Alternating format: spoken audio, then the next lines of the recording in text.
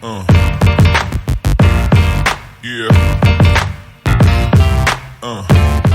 E aí, pessoal, tudo bem? Mais um episódio do nosso podcast, o Resenha Bariátrica. E hoje vamos trazer uma convidada que é um tanto quanto diferente para o nosso podcast. A Isadora, que é geriatra. Vamos conversar sobre obesidade nos pacientes que já estão na velhice. Coisa boa, obrigada pelo convite. Obrigado Nath. por aceitar esse Muito convite. feliz de estar aqui. E aí, me conta, quando é que começou essa ideia de trabalhar com geriatria? Então, eu sempre fui muito próxima dos meus avós, né? Desde criança, assim. E eu comecei a perceber que eu também gostava dos outros idosos e nem todo mundo gostava. Eu comecei a perceber assim, sabe quando tu é criança e tu acha que todo mundo pensa como tu pensa, assim, todo mundo gosta do que tu gosta? Sim. Então eu pensava que todo mundo gostava de idoso. E aí eu cresci e comecei a perceber que eu gostava um pouquinho mais do que os outros. E é uma área que a galera não tem tanta frequência, a gente não vê tanto até na faculdade, não, né? E daí eu resolvi fazer medicina pra ser geriatra. Sim. E nunca mudei de ideia. Desde o Aqui início estamos. focou nisso Sempre aí, quis então. ser geriatra. Porque, querendo ou não, é uma área que a gente deixa um pouco mais de lado. Acho que a gente esquece que existem as pessoas mais velhas e que tem toda uma vida diferente, um organismo diferente. É outro mundo. É outro mundo, né? A gente pensa, não, já chegou em certa idade, deixa fazer o que quiser, comer o que quiser, Ou acha que é usar o tudo quiser. igual, né? Mas o Todo mundo igual. o envelhecimento é muito diferente. Quando a gente pensa assim, na pediatria tem os marcos, até tal idade acontece tal coisa. Na geriatria, assim, tudo pode acontecer. Tem gente com 90 anos pulando de paraquedas e tem gente de 60 numa cama. Então, que nem assim, a gente viu aqueles vídeos do pessoal de 70, 80 anos andando de moto. Né? Aí depois aparece lá no plantão. Esses aí exageraram um pouquinho. Esse aí já tá um pouquinho demais, um pouquinho exagerado, né? Mas e aí, me conta, o que a gente pode falar sobre obesidade nos pacientes idosos? Tá sendo mais comum, porque a gente tá vendo que o mundo tá ficando obeso, né? Sim. Então, a prevalência geral de obesidade entre os idosos é bem semelhante à população, o resto da população. Sim. Então, a gente sabe que vem aumentando, é um desafio, tem as suas particularidades. E uma coisa interessante é que quando a gente vê ali o idoso a partir dos 80, por exemplo, a obesidade já começa a se reduzir. Sim. Isso tem alguns fatores, como a mortalidade mais precoce das pessoas com obesidade e toda a inflamação do envelhecimento, da obesidade, que começa a gerar uma perda de peso. Sim. Então, os idosos começam a emagrecer um pouquinho mais ali a partir dos 80. Eu acredito que ninguém vai ficar obeso depois de já estar com uma certa idade, né? Acho que já carrega isso desde cedo, né? Então, só tem essa manteve carga da aquela obesidade obesidade durante toda a vida, né? É difícil, depois de uma certa idade, a pessoa resolver mudar completamente o estilo de vida e vou ficar obeso agora. Não, geralmente, nos mais velhos, o nosso desafio é que eles perdem peso. Sim. Então, a gente quer que eles ganhem. Mas, como eu falei, o envelhecimento, ele é muito diferente, né? Então, quando a gente pensa que uma pessoa de 60 anos é um idoso no Brasil... Cara, quem conhece pessoas de 60 anos sabe que... Meu Deus, a minha mãe tem 57. Jovens. A minha mãe, daqui a 3 anos, ela vai ser idosa, isso não entra na minha cabeça. A minha mãe é forte, musculosa, corre, trabalha. Sim. Então, assim, a gente tem que mudar um pouquinho Totalmente a nossa visão. ativos, né? A nossa visão do envelhecimento, porque não é mais a vozinha que faz tricô. São pessoas ativas, pessoas que trabalham, pessoas que se importam com a sua aparência, que querem viver bastante. Então, faz todo sentido a gente tratar a obesidade. Sim. E tem alguma diferença da alimentação ou alguma coisa de suplementação? Porque a gente até comentou esses dias que a coisa tá ficando um pouco demais, né? O pessoal usando hormônio, alguém de 70 anos com uma testosterona de 2, 3 mil. Uma coisa completamente sem necessidade. Então, realmente, assim, os idosos, eles têm uma redução da absorção de muitos nutrientes. Então, pode ser necessário suplementação, mas não vai ser aquela suplementação da bancada da farmácia. Não vai ser aquele polivitamínico que tem de tudo dentro. Não sei o que tem. A gominha de mascar com qualquer coisa. Qualquer coisa que se vê na farmácia dizendo que vai melhorar imunidade, que vai melhorar a disposição. A gente sabe que, assim, suplementação é individualizada. A gente suplementa pacientes que necessitam, em doses que eles necessitam. Então, não existe receita de bolo, sabe? Sim, não é aquela receitinha pronta ali que vai imprimir. Aquele Ctrl-C, Ctrl-V, ou aquela suplementação da farmácia, né? Pronta. Sim. Sei lá o que tem dentro daquilo. Quando eu olho, eu me assusto. Tem um monte de nome que a gente não sabe nem o que é. Passa por alguma vigilância, alguma coisa, né? É porque eles são vendidos como suplementos alimentares, não como medicação. Fitoterápico, aí às vezes nem a regulação é muito... É muito ampla para aquilo ali. E o que mais tem de prevalência de doenças nos pacientes idosos? O que é mais comum tu ver, ou mais comum até relacionado à obesidade? É mais comum ser hipertenso, diabético?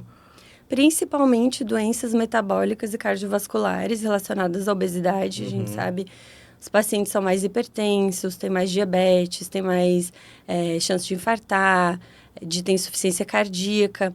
E tem outras coisas que são mais prevalentes, a artrose, a osteoartrite, né? É bem mais prevalente nos pacientes idosos, ainda mais quem tem uma carga de obesidade de muitos anos, pressionando essas articulações, né? Então, assim, prevalência de redução de massa muscular, de sarcopenia, prevalência de piora de funcionalidade. Então, a obesidade na pessoa idosa, ela está muito mais relacionada a não conseguir executar suas funções do dia. A gente sabe que o jovem se adapta, que o jovem dá um jeito, né?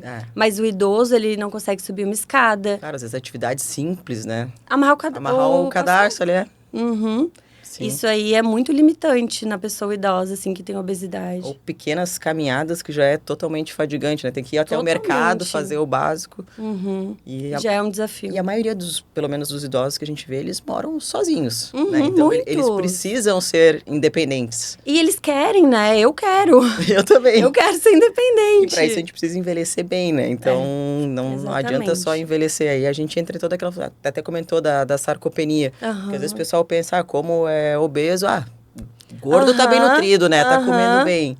A gente vai ver uma dessintometria óssea totalmente alterada, né?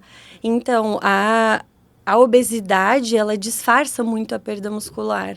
Sim. Então, a gente, às vezes, só calculando o IMC, acaba não percebendo que embaixo de toda essa gordura não tem mais músculo.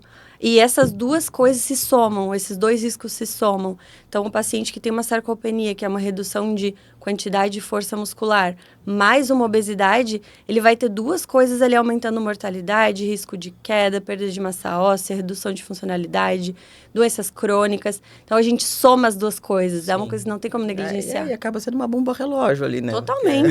Totalmente. E outra coisa que deve aparecer bastante para ti é aquele paciente que vem de vários médicos ou que vem do posto com um receituário desse tamanho, que nem sabe para que tá usando mais a medicação, né? Sim. Mas um deixou isso, o outro deixou aquilo, então aí chega para ti, tu organiza o negócio. Sim, é o papel do geriatra, né? É organizar aquilo ali. Gerenciamento da saúde do idoso, porque às vezes a gente vê que o idoso usa uma medicação para tratar o efeito colateral de outra, sendo que a solução era só tirar elas. Sim. Então, precisa do geriatra para fazer essa avaliação. Com certeza não. Vai, só imagina os receituários que deve chegar. Não, tu não tem ideia. Depois eu te mostro cada coisa. Deve ser uma loucura. O único papel, ele falou, não vou dar uma organizadinha. Chega a dar um desespero. Eu penso bota pra 2. Eu penso, como que eu vou explicar isso pro paciente? Porque eles são acostumados a adicionar remédio. Como é que a pessoa se organiza pra tomar tudo aquilo no decorrer do dia, né? É muito difícil. Porque um é em jejum antes de dormir, o outro tem que ser 30 minutos depois do jejum e aí vai. É toda uma ciência. E com frequência dá errado, né? Obviamente. Sim. E óbvio que recomenda atividade física, pelo menos para todos os pacientes que têm capacidade de fazer, independente da idade. Como a gente já disse, 60 anos é idoso, ok. Mas se o paciente tem 90 anos, recomenda atividade física também? Hoje eu atendi uma paciente de 105 anos e eu encaminhei para fisioterapia. E a cabeça tá boa? Não, agora já deu uma pioradinha. Tava boa até o começo do ano antes de ela ter uma internação. Mas eu tenho de 101... independente, toma banho sozinho, caminha por aí, a coisa mais querida, sabe do dinheiro dele, das medicações dele, totalmente independente. Cabeça melhor. E faz atividade, olha, não duvido. Atividade faz muita diferença, né? Porque também tem uma rotina. Totalmente. E faz muito parte da nossa independência, né? Se eu não tiver músculo, como que eu vou levantar de uma cadeira, como que eu vou tomar um banho fazer sozinho. o básico, né? É o mínimo. É. Eu não tô falando de levantar 200 quilos. Sim. Eu tô falando de se levantar da De cadeira. ir na padaria e conseguir pegar uma Carregar sacola. o seu pãozinho. Exato. Conseguir sentar e levantar da da cadeira, amarrar o cadarço, como a gente comentou. Porque às vezes o pouco que faz acaba cansando, né? Pô, vou tomar um banho e saio cansado. Isso aí não tá certo, né? Não é normal, assim, a gente negligencia muitas vezes o cuidado do idoso falando assim, isso é normal do envelhecimento, ficar cansado, ficar fraco, ter dor. Sim. Nada disso é normal do envelhecimento, é mais frequente. Mas o normal é a gente se sentir bem na medida do possível para nossa idade, mas é a gente ter bem-estar, né? É que a gente, pelo menos parece que a gente cria um mito sobre o paciente idoso. Não, é só gente jovem que faz academia, é só gente jovem que faz musculação. O paciente já tá velho, deixa ele comer o que ele quiser, deixa ele fazer o que ele quiser e quando a gente vai ver, vai estragando totalmente a pessoa e deixando ela disfuncional, né? Totalmente, a gente negligencia essa pessoa, né? Achando, já tá velho pra isso, já tá velho pra aquilo. Não existe tempo tarde demais pra estar prevenir. velho, né? Idade é uma questão de número, né? Cada pessoa vai ter essas capacidades. Chegou com 100 e tantos anos e tá bem, tá voando, tranquilo. Quem sou eu pra dizer que né? não? Quem sou eu pra dizer, não, agora a senhora para de fazer exercício. Exato. Tá com muita idade, para. Não, pelo amor de Deus. Exato, a gente sempre combina atividade física. Enquanto a gente estiver vivo, a gente vai ter que fazer exercício físico. E tem algum número, pelo menos assim, uma vez na semana, 2 vezes na semana, alguma recomendação maior? Ou é mais musculação, aeróbico, pilates, físio? Pensando no mundo ideal, a gente tem que juntar 4 tipos de exercício. O exercício aeróbico, o exercício de força, de flexibilidade e de equilíbrio. Sim. Mas o que eu busco recomendar para os meus pacientes, que é uma orientação geral, né? Claro, vai ter especificidades, 2 vezes treino de força. Então, resistido mesmo, fazer uma musculação, alguma coisa mais intensa. E 150 minutos por semana de atividade aeróbica. Daí, dividido como o paciente preferir. A gente sabe que não tem tanta diferença como faz essa divisão. Sim. Falando em termos gerais, seria isso. Claro que cada paciente vai ter essa especificidade. E aí, ver o que prefere, né? Até teve um podcast que a gente conversou com uma personal, que eu ainda perguntei, da bicicleta que ela quer horizontal, se é coisa de preguiçoso? Se é o que tu quer fazer, se é o que tu gosta de fazer, não é de preguiçoso. Tu tá fazendo alguma coisa, é mais confortável pra ti. Tu consegue fazer aquilo? Maravilha. Eu prefiro bicicleta, eu prefiro esteira, eu prefiro... Faz o que quiser. Ainda mais com o idoso. A gente tem que entender muito que assim, como que eu vou chegar pra Dona Maria de 85 anos e falar, Dona Maria, vamos começar a academia, vamos começar a musculação. Como que eu vou falar isso pra ela? Então, assim... O que faz sentido para a senhora, Dona Maria? O que a senhora gosta de fazer? Gosta de caminhar? Então, vamos fazer um pilates e uma caminhada. Tem gente que entra na academia e gosta, mas é uma questão de conversa. Não é uma questão de impor a recomendação, né? Tem que entender ali como que o paciente funciona.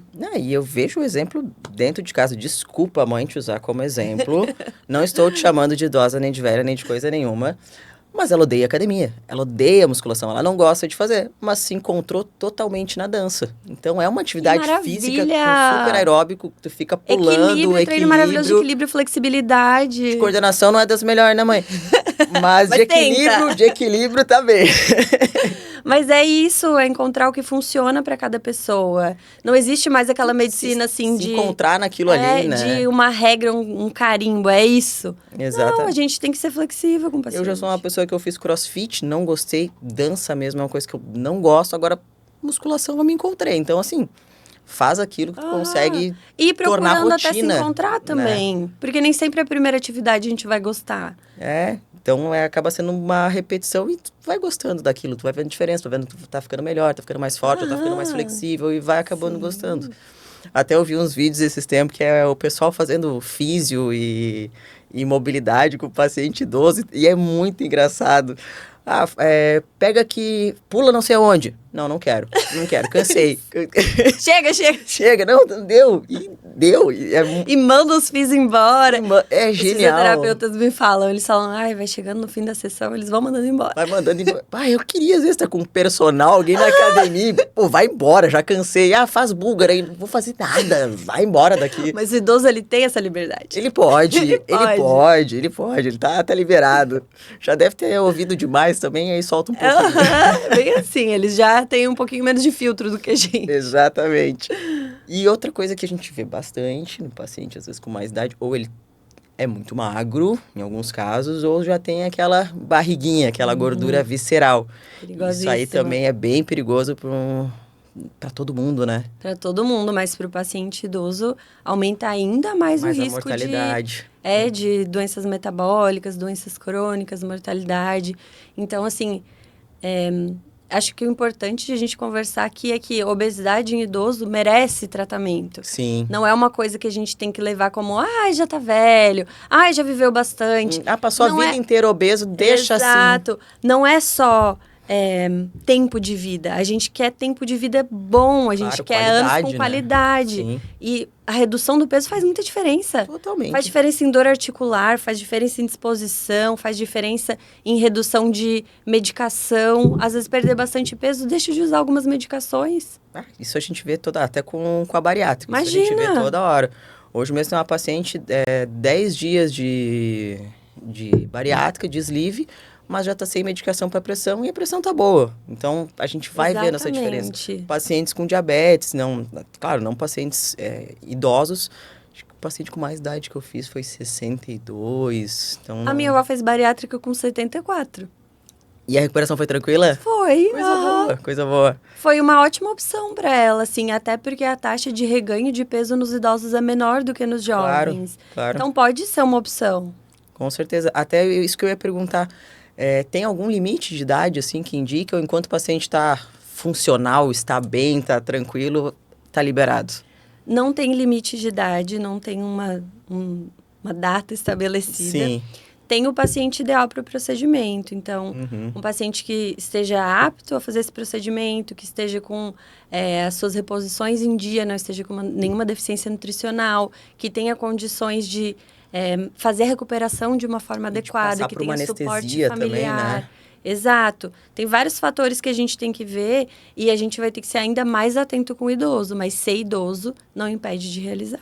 Isso que é também uma coisa importante, ter condições também psicológicas, porque, claro, passa por uma avaliação e tudo, a gente sempre encaminha, mas às vezes a gente encaminha o paciente mais jovem pensando numa avaliação de compulsão alimentar ou algum distúrbio psicológico em relação a isso, mas a gente esquece também que o paciente pode ir esquecendo, daqui a pouco pode ter um Alzheimer, pode ter alguma coisa, Sim. Alguma demência, como é que tu fazer bariátrica num paciente desse que não vai lembrar que fez bariátrica e vai comer um sólido quando tá na dieta líquida. E tem que ter muito suporte social também, essa pessoa, né? Claro, a gente sabe que suporte financeiro também, porque ele vai precisar ficar usando polivitamínico, vai precisar usar um anticoagulante, as meias, então passa por todo um acompanhamento, né? E no jovem já é muito importante isso, mas no idoso é ainda mais o acompanhamento multidisciplinar depois do procedimento. Então, assim, nutricionista e um personal, um fisioterapeuta fazer uma atividade física é essencial.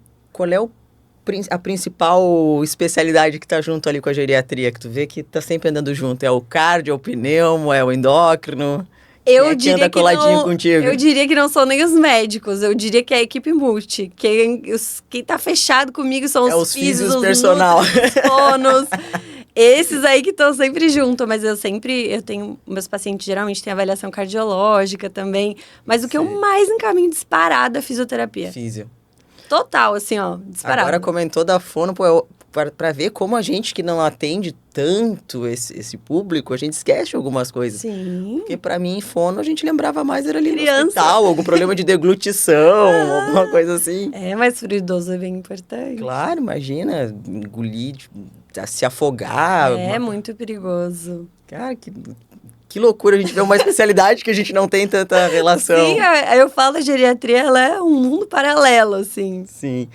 E voltando para bariátrica, geralmente em pacientes obesos, tem mais indicação de sleeve, bypass ou é indiferente? Porque a gente sabe que o bypass acaba sendo um pouco mais desabsortivo, né? Acho que isso aí não seria tão legal num paciente com mais idade, não sei se tem alguma relação. A longo prazo, as duas abordagens acabam chegando a resultados muito próximos. Mas no pós mais próximo, o sleeve parece ser mais seguro em pessoas idosas. Ah, legal. E as medicações para emagrecer? Que a gente vê bastante, tanto as canetinhas, né? Canetinhas. As canetinhas milagrosas, Ai, né? Que o pessoal tá enlouquecido. Tá enlouquecendo, tá até em falta nas farmácias. O pessoal acha que a caneta faz milagre, né? Não faz. Pelo amor de Deus. Quando eu prescrevi para uma paciente, eu descobri que estava na fila de espera. Eu falei, meu Deus, as pessoas estão enlouquecendo atrás dessas medicações. Mas graças a Deus agora é com receita retida, então o negócio tá mais controlado. Aí ficou melhor. Mas assim, o uso dessas medicações novas, semaglutida, tirzepatida, nos pacientes idosos é autorizado, tá? A gente pode usar, mas a gente tem que ter muita cautela. Porque a pessoa idosa é uma pessoa com maior risco de perda muscular e perda óssea acelerada. É uma pessoa com mais risco de desnutrição. É uma pessoa que já usa outras medicações. Então, assim, um acompanhamento de geriatra eu vejo como essencial nesse processo de perda de peso. Mas são ótimas opções, são opções viáveis. Muitas vezes a gente pensar em fazer uma progressão mais lenta, para tentar uma perda de peso não tão acelerada, ter um pouquinho menos de efeito colateral, mas o acompanhamento é essencial. Sim. Eu acho que assim, idoso que quer perder peso tem que ter um geriatra, um nutricionista e ou um personal, um físio. Porque tudo vai caminhar junto. Tudo vai andar junto. Para a gente não ter uma desnutrição, não ter uma perda acelerada de massa muscular, para esse processo como acontecer. Repor tudo ali Exato, também, acontecer da forma mais adequada possível.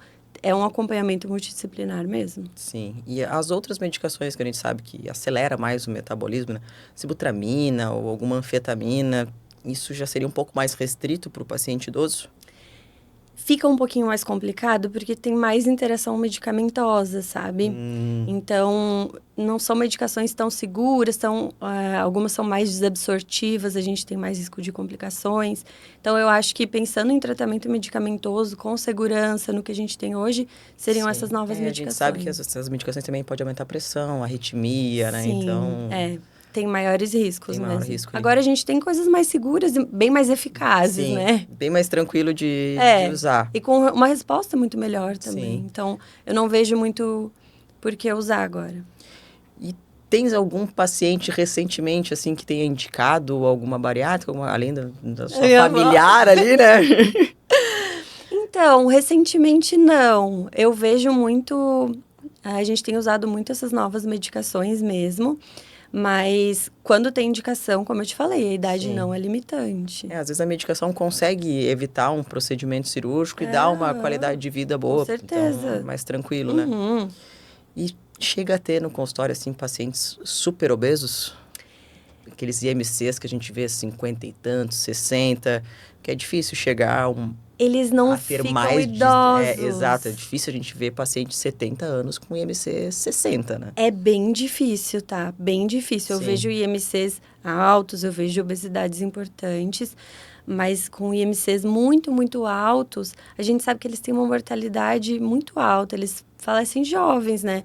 Então, é difícil chegar no consultório de geriatria. É importante a gente falar que, assim, não chega no consultório de geriatria porque não chega a... viver. Não chega a velhice, né? Porque, assim, realmente a obesidade ela é um fator de risco antes, de mortalidade. Vai ter uma trombose antes, vai ter alguma coisa antes que... Infelizmente é verdade. Eu fiquei com isso na cabeça agora, porque realmente a gente vê às vezes naqueles programas do Discover, mas não sei o quê, os quilos mortais, mas é sempre uma galera ali de 30, 40 anos. A gente nunca vê o Dr. Now operar alguém de 70 anos com IMC de 60. Não. Não chegam até lá. Não chegam. E a gente sabe que o pessoal às vezes comenta, né?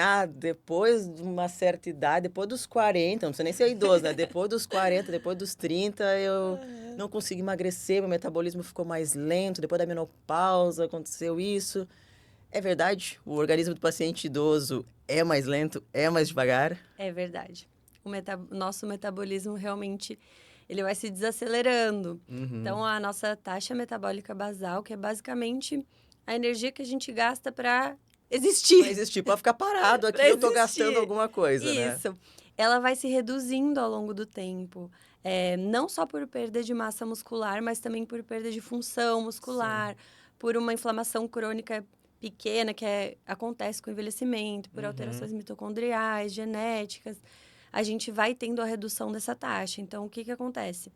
se a gente comer sempre o mesmo tanto, vai sobrar energia a partir de algum tempo. Claro. A gente vai começar a gastar menos. Então, se a Sim. gente não tiver um ajuste na dieta, realmente a gente vai ter mais possibilidade de ter um ganho de peso. Nosso organismo fica mais econômico. Ele Fica, funciona fica com menos mais gasolina. Exatamente. E a pessoa idosa, ela tem uma tendência a ter menos atividade física espontânea. Então, assim, um dia a dia menos ativo e Claro. menos exercício físico também. Porque daqui a pouco, pô, tá aposentado, tô mais tempo em casa, mais tempo O parado. joelho A dói. gente sabe que a gente tá toda hora correndo, né? Então, com o Aham. tempo, vai ficando... Vai se gastando reduzindo. menos, né? E aí tem essa tendência a ganho de peso mesmo e dificuldade de perder, né? Sim. Gastando menos energia e consumindo mesmo, Vai sobrar. acumular em algum lugar. E vai ficar mais difícil de perder, porque a gente vai estar fazendo menos atividade, né? Sim, E agora, lembrei que eu tinha te comentado mais cedo dos pacientes idosos na musculação, né? Aham. Que a gente vê, às vezes, o corpo do paciente normal, um paciente, tu olha, assim, uma pessoa normal, até com a sua barriguinha, e que tem uma força que a gente fica espantado. Isso é uma coisa que o pessoal tem que saber também, que assim, o paciente idoso, ele pode ter força, ele pode ter uma carga muscular grande, que eu do lado de um paciente, não, do lado de um colega que estava na academia, colega de academia, porque no horário das 5h30 da manhã, vai eu e eles, né? Vai o pessoal com mais idade. E o cara com 3 plaquinhas a mais do que eu, fazendo exercício de peito, e eu assim, meu Deus do céu! Esse conto do idoso frágil, gente, tá Né? ficando pra trás. Isso aí é antigo. Não Tem precisa ser muito fisiculturista. Tem idoso nos botando no chinelo. Pô, eu olhei assim, caramba, porque eu não dava nada pelo tio. E muitas vezes eles não aparentam mesmo. Eles têm uma Exato, barriguinha. não aparenta. Não tem aquela musculatura mais evidente. Não tem nada demais, assim, tu olha como se fosse o senhorzinho ali do mercado. Não, carregando 15 quilos a mais que eu. Muito bom. Pessoal muito forte, eu fiquei espantada com isso. Sim. E aquelas suplementações de rotina, rotina, né? Mas que a gente vê que o pessoal acaba suplementando mais. Whey protein, creatina, é indicado também para paciente idoso, porque a gente vê assim, dá creatina para todo mundo. Creatina é bom para músculo. Toma Tem todo gente dia. dizendo que é bom pro cérebro também. Né? Não se comprovou dá pra em tudo, estudos, dá pra né? tudo. Tudo que dá pra tudo, provavelmente não dá pra Não nada, dá pra nada. né? Eu falo pros Ou meus pra uma pacientes. minoria. Eu falo pros meus pacientes, o que é bom pra tudo? Água e exercício físico. De resto, vamos suspeitar. Nada é bom pra tudo, né? Água, ar. Oxigênio. Oxigênio também é bom.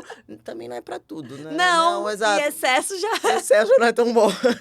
Ó, já temos um a menos aí. Um a menos. Mas o que a gente sabe? O idoso, ele precisa de um pouquinho mais de proteína do que a população em geral. Então, a gente vai precisar, durante o dia, de 1 a 1,2 gramas por quilo. Preferencialmente, em todas as refeições, ter um pouquinho de proteína. Ajuda mais na absorção. Sim. E se o paciente não chega com alimentação, que a preferência é sempre numa alimentação mais natural possível, Sim. evitando ultraprocessados. Se ele não consegue bater essa meta com a alimentação normal, a gente suplementa. Então, assim, é super importante suplementação de proteína. E a creatina, como a gente falou, ela vem vindo assim como se fosse a milagrosa, que vai curar a demência, que vai fazer não sei o quê. Que vem em forma de bala, de pó, de goma. Ela tem a sua indicação, mas eu indico mais para pacientes que já estão bem aderentes ao exercício físico de força. Sim. Então, assim, o paciente faz exercício de força 3 vezes por semana, é super aderente. Eu acrescento, falando que não faz milagre, falando que a mudança vai ser pouca, sim, mas os pacientes gostam. Porque, então, eu acho que pode se dar uma ajudinha, eu até prescrevo, mas assim, claro, pé no chão. E aí também vamos ele saber, se focado ali de estar suplementando algo. Tá investindo na saúde dele, né? E eu acho que até se anima mais a se exercitar. Mas assim, não faz milagre. Agora, pra pessoa que não faz nada, né? Que às vezes o pessoal acha, não, é que repõe músculo, então eu vou tomar creatina todos os dias, vou fazer nada e vou ficar musculoso. E eles chegam perguntando os pacientes, eu sempre explico, pessoal olha... acamado, tomando creatina. Sim. E eu explico para os pacientes, assim, a creatina sozinha, ela não vai fazer nada. Claro. O que a gente precisa, assim, quando tu estiver se exercitando de forma constante, estiver bem aderente ao teu programa de exercício físico, a gente começa. Pra ela agir no músculo, tem que fazer alguma coisa com o músculo, né? É igual falar assim, só toma bomba. Só toma bomba, não faz mais nada. Vamos ver o que acontece. Reze. Inclusive, é importante a gente falar, né? Que a gente comentou até que tem de todas as idades usando de tudo e mais um pouco. E vai saber a procedência também, porque às vezes o pessoal usa do vizinho, do rapaz da academia, da amiga não sei da onde. E é importante o pessoal saber também que cresce músculo, mas também cresce músculo que às vezes a gente não queria que crescesse. Por exemplo, o coração. Aí vai lá, a pessoa já tem o coração grande, né? Que a gente diz o coração de mãe, toma mais um hormôniozinho, cresce bastante, aí para de bater. Imagina na população idosa, né? Exatamente. Então, assim, a reposição de testosterona, ela tem indicações muito específicas. Sim. E a reposição de testosterona num homem idoso obeso, pô, vamos perder peso, ver se essa testosterona sobe, sabe? Muitas vezes a atividade física, alimentação, uma rotina saudável, já vão fazer essa testosterona subir. Eu já vi no consultório testosterona subir pós-bari. Sobe! É só emagrecer. Exato! Já dobrou. Então, assim, acho que faz muito mais sentido, né? Com certeza. E também não adianta nada tu repor músculo, continuar sendo um obeso, tu não vai enxergar aquele músculo ali. Não vai aparecer. Não vai aparecer, não adianta tomar bomba, tu não vai virar um fisiculturista com tanta gordura ali por cima. Exato. E a gente sabe que existe muito idoso teimoso, né? Que não querem mudar o seu padrão de vida. Que é o que a gente vê até na internet, né? Diferente do idoso do velho. O velho é teimoso, o velho é brabo. Como é que tu lida com isso? Como é que tu consegue tentar dizer alguma coisa para um paciente que já tem a cabeça, não vou fazer, é isso aí. A vida inteira eu fui assim, eu adoro esse argumento, né? Fui assim a vida inteira e agora eu vou ser diferente. E sobrevivi. E sobrevivi, até né? agora. Fumei, bebi, fiz tudo até agora. Tô aqui tranquilo. Meus exames estão alterados, mas eu tô super bem. Tô me sentindo ótimo. Nem sinto nada. Não sinto nada. Então, o paciente idoso, ele realmente tem muitas objeções a mudar o seu estilo de vida. Mas o que eu acho que a gente tem que trazer como nossa responsabilidade como profissionais de saúde é como a gente vai guiar o paciente por esse processo. Então, assim, ninguém muda o estilo de vida sem saber por quê, sem ter objetivo, sem entender como. O que é o mais comum? Tá acabando a consulta com a dona Maria nos últimos 5 minutos. A dona Maria, mas não esquece de se exercitar e perder peso e comer bem, hein? Até a próxima! No final! Então fica aquela conduta assim, que não como tem explicação nenhuma. Como a menos importante, falou na saideira ali, né? Assim, é a última coisa que a gente fala, né? Sim. Então, se a gente não dá essa devida importância, se a gente não instrui esse caminho, como que a pessoa vai fazer uma mudança? Sim. Imagina uma pessoa idosa, como que ela vai fazer essa mudança? Então, assim, quando eu vou orientar a atividade física, principalmente, primeiro, o que a gente falou, preferências do paciente, valores do paciente, o que ele gostou de fazer durante a vida, o que faz sentido para ele, o que ele não vai fazer nem a pau, o que ele acha horrível. E às vezes o que financeiramente ele pode também, né? O que os filhos podem levar muitas vezes. E muitas vezes depende de alguém para levar. Então, assim, facilitar esse processo o máximo possível. Começar com passos muito pequenos. Então, assim, é inacreditável, mas tem paciente que eu falo assim, 10 minutos de caminhada uma vez por semana. 10 minutos que eu peço. Isso, uma vez por semana. Precisa eu falar assim, na quadra, faz qualquer coisa. Dá uma volta na quadra e volta para casa e acabou. Esse é teu exercício. Porque se eu falar assim, dona Maria, eu quero que a senhora caminhe 1 hora, 5 vezes por semana. Ela vai sentir que ela falhou. Claro. Se eu pedir para ela caminhar 10 minutos, ela caminhar 12... Eu tranquilamente falho caminhando 1 hora, 5 vezes na semana. Com certeza. Ela já vai voltar com uma sensação de que ela conseguiu mais do que precisava. Então, aquela sensação de 10 eu fiz 15, tô aguentando mais, tô ficando mais resistente. Então, eu acho que tem muito de nós, profissionais de saúde, a gente saber orientar isso um pouco melhor, sabe? Porque objeção todo mundo vai ter. Eu tenho minhas objeções em relação à atividade física. Tem dias que eu falo assim, eu já tô cansada. Porque não deu tempo. Porque... Todo mundo tem um motivo para não fazer. Então, a gente tem que trabalhar contra isso. E a pessoa idosa, ela vai ter 1000 argumentos e a gente tem que ter 1001. E a família também tem que auxiliar, né? Porque a gente sabe que, às vezes, se o familiar der conta... A médica indicou talvez, mas não precisa fazer. Não tem por que fazer. Ou o familiar não leva, não tem ninguém para levar. E, assim, pro idoso, quer uma atividade física boa é que envolve interação social. A gente já mata duas coisas ali que a gente Sim. precisa para a pessoa idosa, que é o exercício físico e a interação social. A adesão é muito maior, faz amizade, se diverte.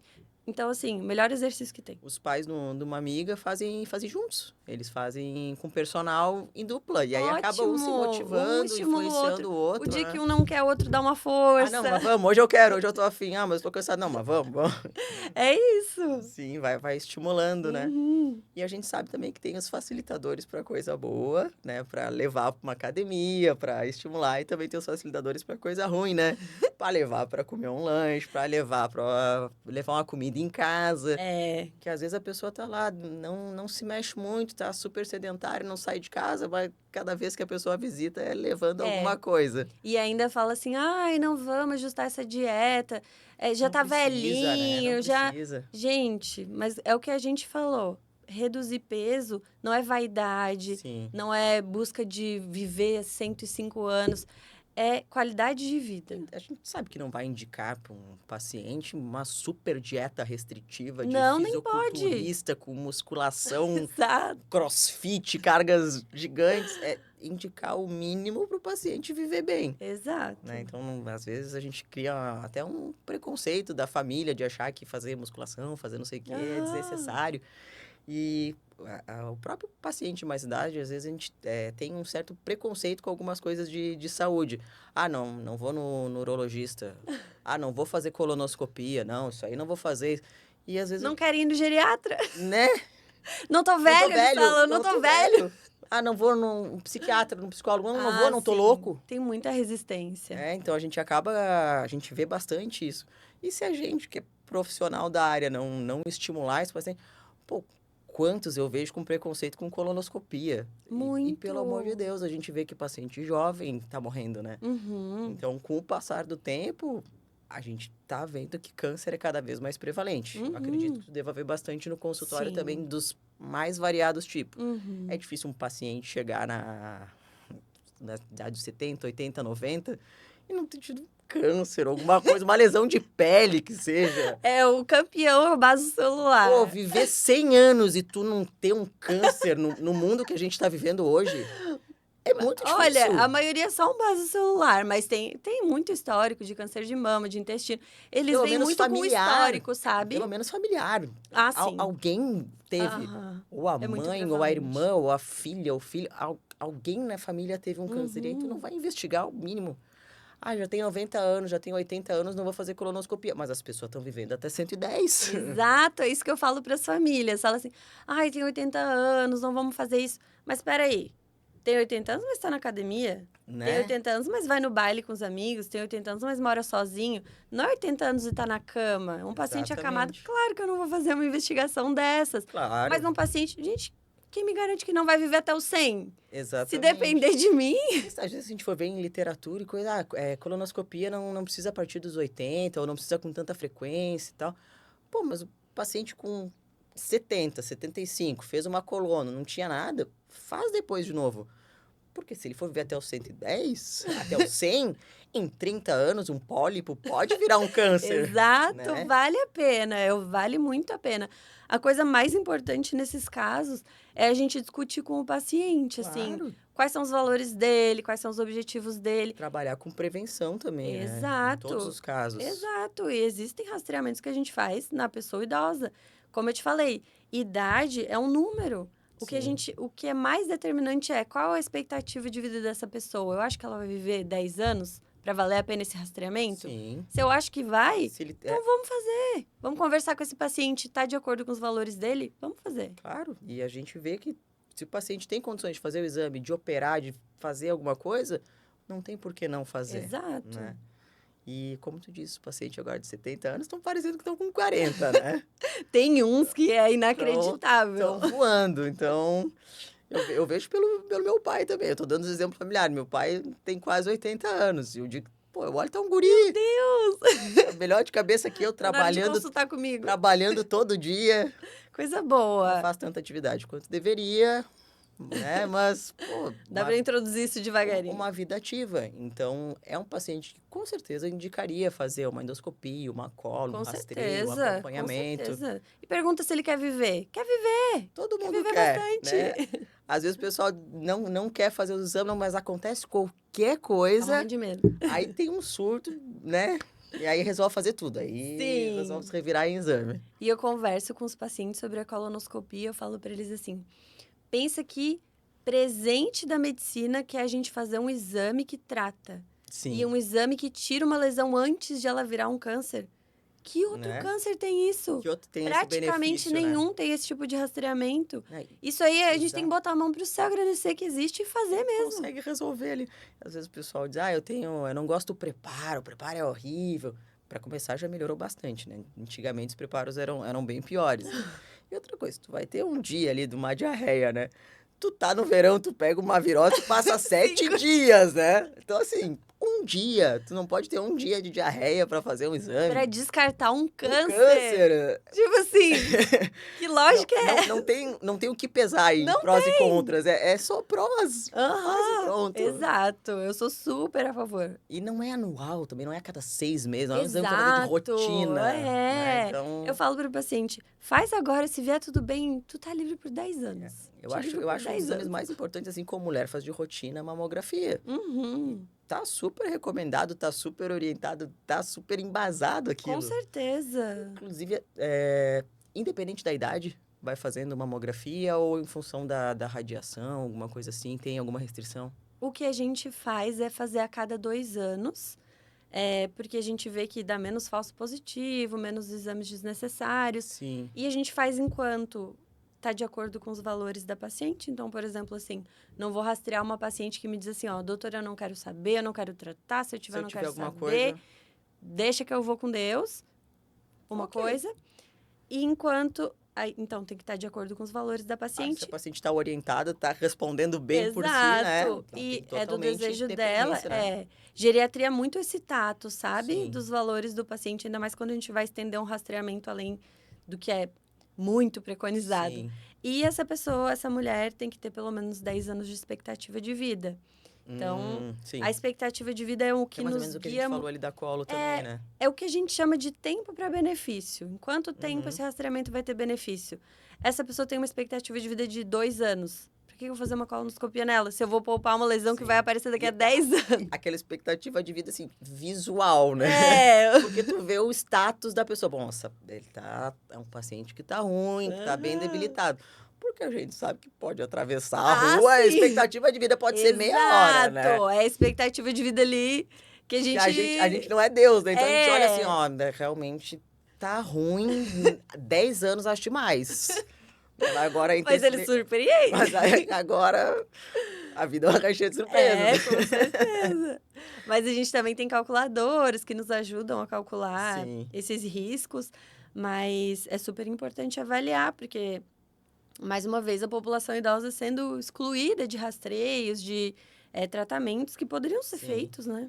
A gente vê também, às vezes, exame ginecológico, o paciente já não indica mais energético. Mas esse paciente é idoso, mas tem vida sexual ativa, tem os mesmos riscos que todo mundo de ter qualquer doença, né? E a incidência de DSTs é alta entre os idosos, porque tem muito idoso sexualmente ativo hoje em dia. Ficam abandonados, eles não têm medo de engravidar.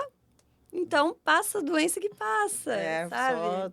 Só deixa então, as coisas acontecerem. É uma coisa que, realmente, eu vejo muita negligência com a pessoa idosa em muitos sentidos. Sim. Até, assim, idosa, não tem mais relação há muitos anos, é viúva, mas ela tem uma vulva, ela precisa ser examinada. Né? Existem doenças muito mais frequentes em mulheres sexual, idosas. Exato. Então, assim, o idoso tem que ser examinado, tem que ser tratado de acordo com os valores dele, com a expectativa de vida dele e fazer essas avaliações conforme necessário, Tu até né? comentou, enquanto a paciente puder decidir e saber por ela, mas às vezes a gente vê também a família querer se meter num diagnóstico, né? Sim. Descobriu que tem um câncer, não fala para ela, não fala para ele, pelo amor de Deus, se a pessoa tem condições de responder por ela tem que saber aquele diagnóstico, né? Sim.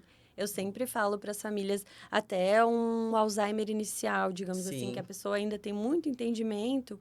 Se a gente não fala pro idoso, pra pessoa que tem uma doença, ela vai viver tudo aquilo sozinha. Claro. Porque ela percebe, ai, tô esquecida, Que algo o que não que é tá isso? certo.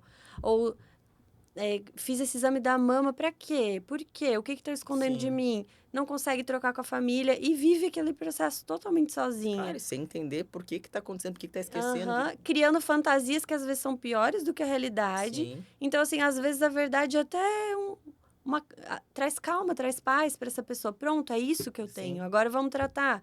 Não fica naquele vazio. O que Traz que um é isso? O que que eu entendimento ali. tenho? Sim, Eu tá. sou super a favor de contar, assim, quando o paciente quer Claro. saber, E né? quando o paciente tem condições de entender e Uhum, lidar com aquilo, com certeza, com né? certeza. Mas senão, acho que não tem como não contar, É. independente do que seja.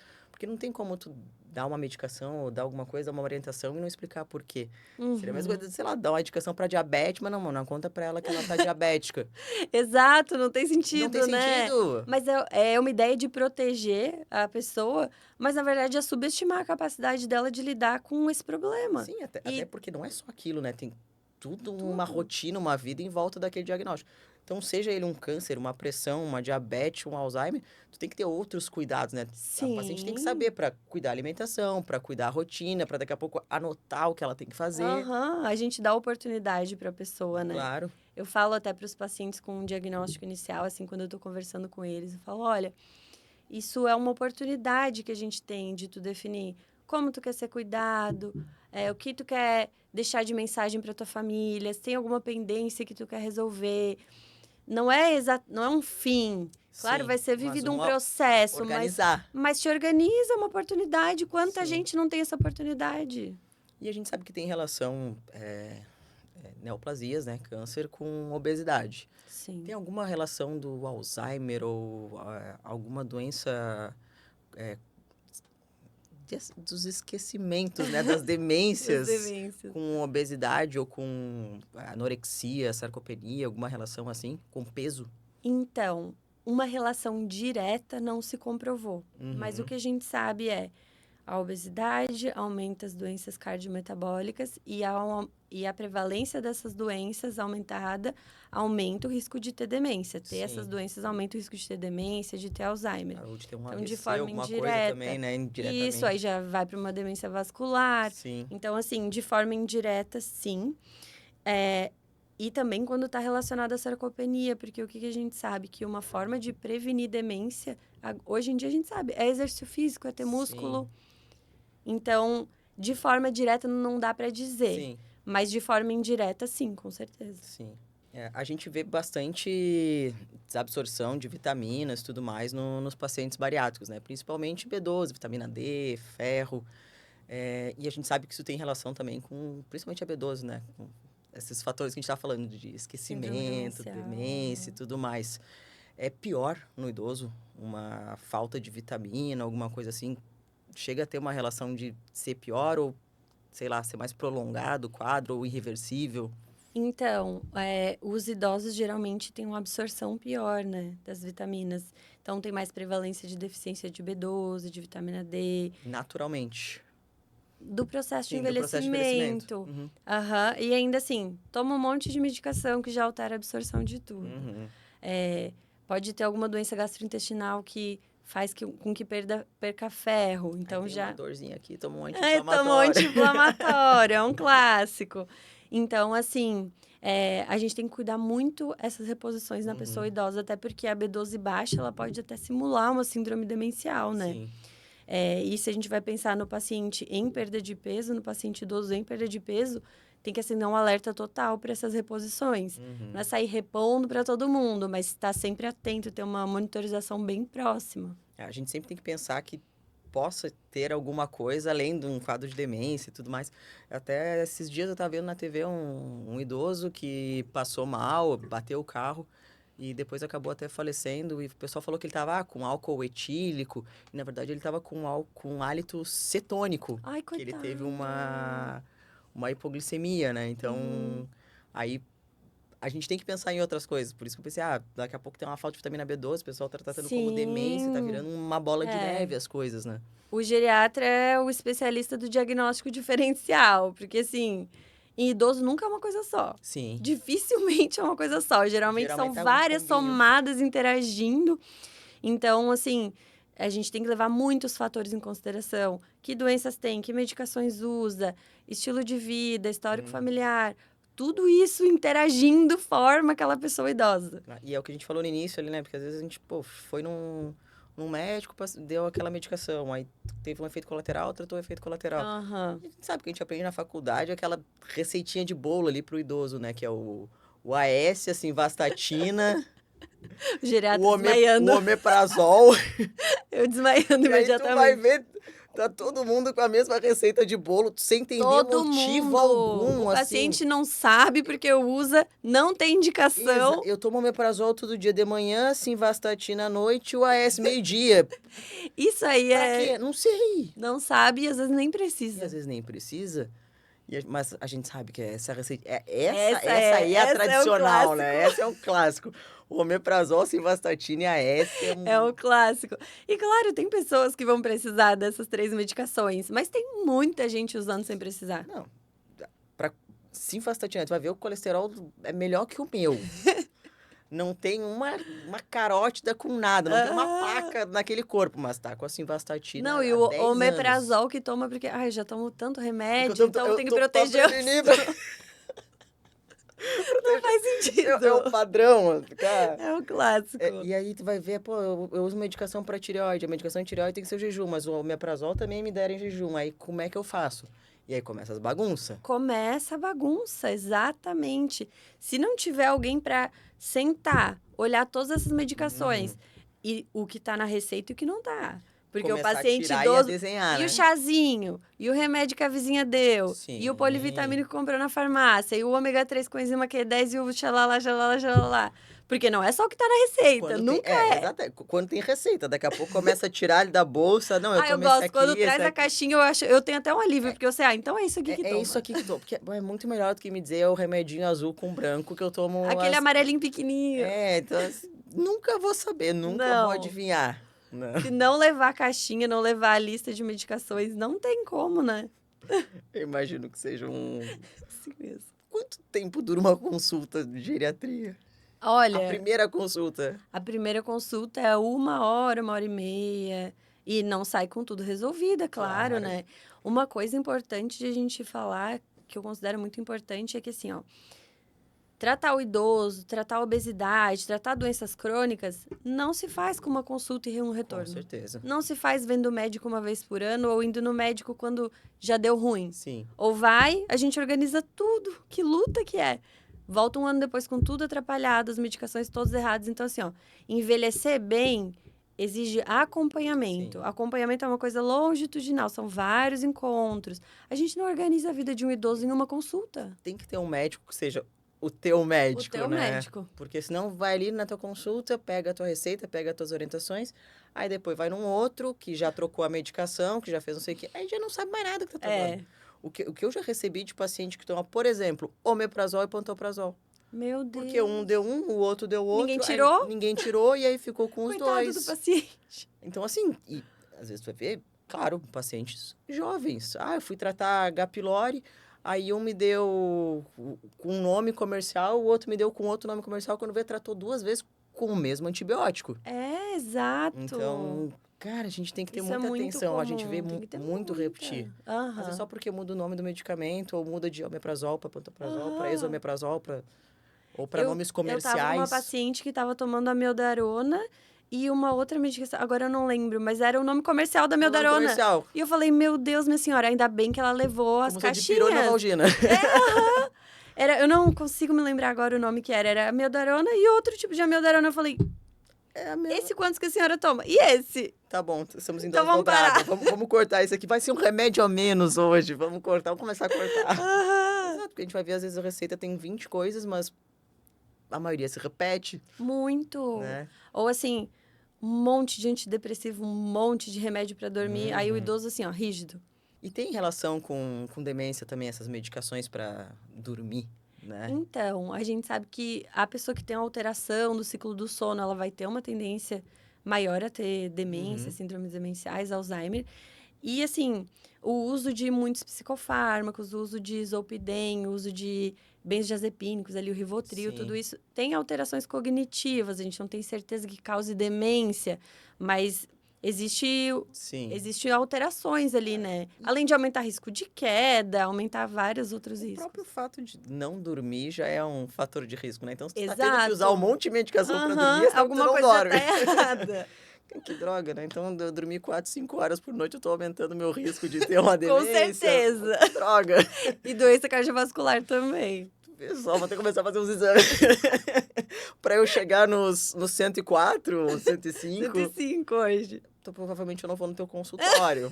Mas aí tu deixa Olha, mas uma geração aí. Eu tenho pacientes atualmente de 39 a 105 anos, então a minha margem é grande. Mas aí, se eu tiver com 100 anos, tu vai estar com 100 anos, Eu vou provavelmente. estar aposentada. Eu espero que sim. Senão vai estar num burnout brabíssimo. Não, Deus me livre. Imagina ter uns 100 anos ali trabalhando. Eu não vou ter condições de operar até 100 anos, né? Então, É importante levar isso em consideração. né? Porque pelo menos um tremorzinho, alguma coisa. No mínimo... No mínimo um tremorzinho essencial, a pessoa com 100 anos deve ter. ela tem... É difícil não ter um tremor ali. É mais frágil, né? É Muito difícil não mais ter um frágil. tremor. Pelo menos a pelezinha mais frágil ali, né? Muito. Dá uma batida. Aham, já fica todo roxo. É incrível, a gente vai ver, às vezes o paciente tem um corte pequeno, aí a gente tenta dar um ponto, a pele é tão fina que onde tu passa a agulha, já Zero acaba colágeno, rasgando, né? zero hidratação. A pele é muito A sensível. pele é muito, a gente vai ver, pô, toda roxa, toda marcada. Eles sempre falam pra mim, doutora, eu fico toda roxa, o que que é isso? Eu falo, olha, é o envelhecimento da Não tem o que pele. fazer, né? Tem Às vezes muita ele coisa do Às vezes envelhecimento. acha que tá com alguma coisa, né? Pô, tô com o braço todo roxo, tô cheio de mancha roxa. Tem muitas coisas do envelhecimento que a gente fica tratando como, ai, é ruim, é pior. Mas tem coisa que são só coisas do envelhecimento. Sim, Então, assim, a pele fica mais fina, fica mais seca, tem menos disposição, sente mais cansaço. Não é aquele cansaço limitante, mas assim, uma pessoa de 80 anos não faz o que fazer com 20. Claro. E isso é uma coisa importante de a gente aceitar. às vezes a gente vê o paciente tá todo roxo, daqui a pouco tá investigando alguma doença hematológica. Com e muita assim, frequência eles vêm no só- meu consultório por isso. é só a idade, não tem Exato. o que fazer. E é muito difícil aceitar algumas coisas quando a gente fala assim, olha, isso é do processo de envelhecimento. As pessoas não querem ouvir isso, Não elas querem quer. que seja uma doença e a gente Exato. resolva. Eu preciso tomar um remédio e ficar bem, aceitando alguma coisa. Mas tem coisa que é do processo de envelhecimento e aceitação faz parte. Faz parte. Quando eu tiver alguma dúvida, eu achar que é do envelhecimento, eu vou te encaminhar ali. Isso! Quando tiver uns pacientes acima do peso, me Deixa encaminha comigo. também. Já que agora que eu descobri que não tem idade pra isso. Não Se tem. tiver 100 anos, tô 100% saudável. Não vai estar obeso. É verdade. Eu não tenho nenhum paciente centenário obeso. É verdade. São todos bem magrinhos. Se chegar até os 100, eles não estão obesos mesmo. Não. Tão bem. São magrinhos e muita comorbidade? baixinhos. Não, poucas, pouquíssimas. Aí, ó. Eles são todos magrinhos e todos baixinhos. Os meus Só centenários. As pessoas altas, né? Não, a gente não dura muito. Já vamos começar a fazer os riscos Ou a gente aqui, vai ó. diminuindo, né? Pode ser. Pelo menos ali, um pouquinho ali dos espaços É. da coluna vai reduzindo, os espaços vertebrais ali vão reduzindo. Muito obrigado por essa conversa maravilhosa, que a gente adorei. saiu totalmente também da obesidade, falou de gineco, de mamografia, de tudo, mas é sempre bom orientar todo mundo, né? Claro, é que o envelhecimento ele traz isso pra gente, né? Traz todas as possibilidades. Claro. Eu agradeço muito o Muito convite, obrigado. adorei a nossa conversa. Valeu.